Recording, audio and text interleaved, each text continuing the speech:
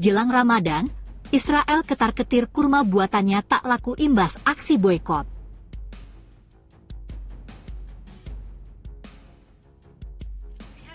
So these magnificent trees, these famous Judean dates that the psalmists write about, disappeared completely. And that's why it's so exciting to bring them back today.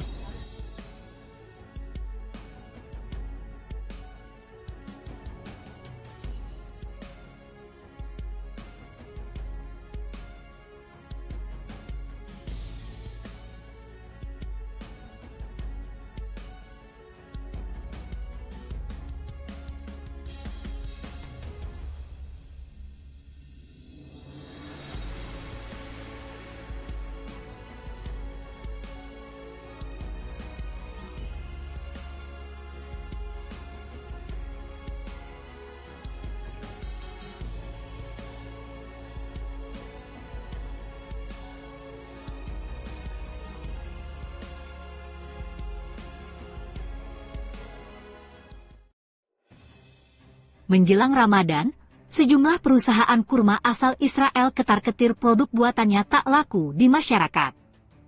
Pasalnya, ajakan boikot produk Israel masih terus menggema di dunia akibat perang dengan Palestina. Mengutip Middle East Eye, Minggu 3 Februari sepertiga dari total ekspor kurma produsen Israel dilakukan selama bulan Ramadan. Kampanye iklan senilai $550.000 Amerika untuk mempromosikan kurma medjool Israel dihentikan sebagai tanggapan atas ketakutan akan boikot, tulis laporan itu. Pengawasan terhadap produk-produk Israel di kalangan Muslim meningkat setelah pertumpahan darah di Gaza. Konflik tersebut telah mengakibatkan hampir 30.000 warga Palestina terbunuh dan lebih dari 69.000 orang terluka oleh Israel hanya dalam waktu 5 bulan.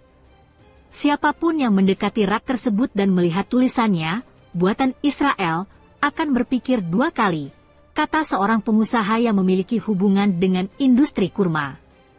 Sebagian besar kurma dijual selama Ramadan dan dimanapun mereka, komunitas Muslim, bisa membeli dari orang lain, mereka akan mencoba menghukum kami, tambahnya. Israel adalah salah satu produsen kurma terbesar di dunia, khususnya kurma medjool yang populer. Untungnya, Badan Pusat Statistik, BPS, menjelaskan Israel bukanlah negara utama pemasok kurma di Indonesia. Negara pemasok kurma terbesar ke Indonesia adalah Mesir. Berdasarkan data Kementerian Pertanian Israel, nilai ekspor kurma dari Israel tembus $338 juta Amerika pada tahun 2022, dibandingkan dengan ekspor buah-buahan lainnya senilai $432 juta Amerika. Dalam upaya untuk melawan kampanye boikot, produsen Israel bekerja sama dengan beberapa pembeli untuk mengubah label pada produk mereka dalam upaya untuk mengaburkan asal-muasal kurma tersebut, tulis laporan itu. Berdasarkan laman Palestine Campaign, berikut ciri-ciri kurma asal Israel. Selalu periksa label saat membeli kurma. Jangan membeli kurma yang diproduksi atau dikemas di Israel atau pemukiman tepi barat. Jika tidak ada negara asal yang ditemukan pada kotak, periksa situs web pengecer. Salah satu eksportir terbesar Israel adalah Hadi Klaim. Ia menjual kurma di supermarket dengan nama berikut, King Solomon, Jordan River dan Jordan River Biotop. Hindari juga produsen kurma Mahadrin, Mtex, Edom, Carmel Agrexco, dan Arafah.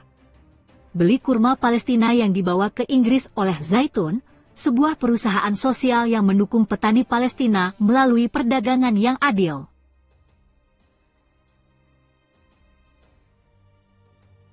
Pasukan Israel mengebom daerah di kota perbatasan selatan Rafah, tempat lebih dari separuh pendudukan Gaza meluncur.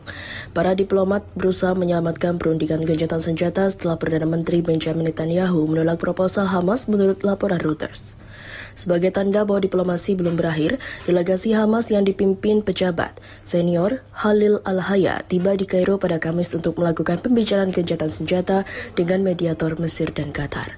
Netanyahu mengatakan pada Rabu persyaratan yang diusulkan Hamas untuk gencatan senjata dalam perang yang telah berlangsung selama 4 bulan ini adalah hayalan. Dia berjanji untuk terus berperang dengan mengatakan kemenangan sudah di depan mata dan hanya berjarak beberapa bulan aja. Warga Gaza sangat berharap gencatan senjata dapat dicapai pada waktu untuk mencegah ancaman serangan Israel terhadap Rafah yang terletak dekat dengan pagar perbatasan selatan Gaza. Operasi Israel di Rafah tanpa mempertimbangkan penderitaan warga sipil akan menjadi bencana, ungkap juru bicara Gedung Putih John Kirby.